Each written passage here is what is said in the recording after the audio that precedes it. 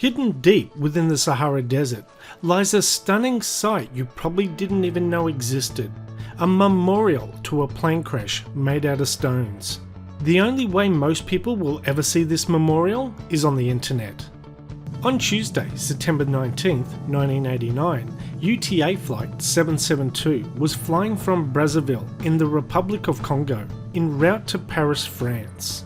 A little after takeoff, the airplane exploded into a ball of fire over Niger in the Sahara Desert. There were 170 people on board that flight, which was brought down by a suitcase bomb planted by Libyan terrorists. 18 years later, an association was formed to represent the victims' families in 2007.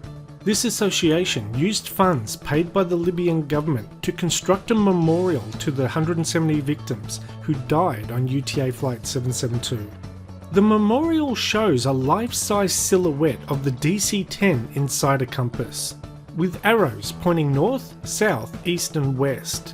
The airplane depicted in the emblem points in the same direction as the plane's intended flight path.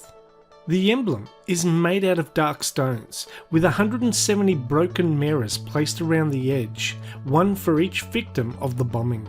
They dug a hole and placed the wing of the plane upright and used it as an anchor for the memorial plate, with the victims' names on it.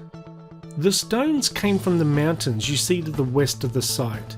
It was difficult to transport the stones across 70 kilometers of sand, even with the trucks they had.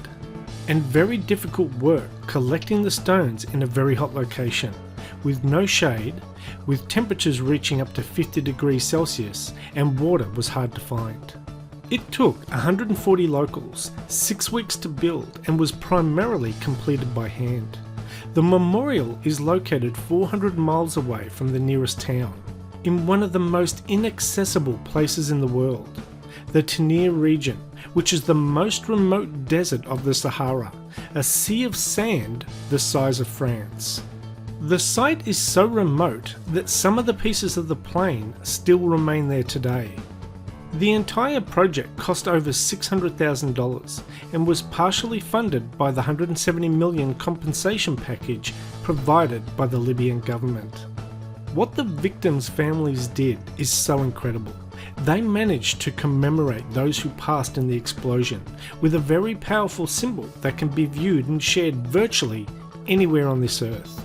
This fantastic creation can easily be viewed from around the world using programs like Google Earth and Google Maps.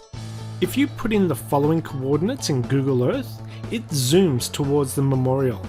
Now, I just did this on January 2018, and the memorial image looks like the sand has blown over it, covering about 60% of it. I assume, being in such a remote location, no one is able to maintain it, and eventually the desert will reclaim the area, covering all traces of the memorial. Which is such a shame.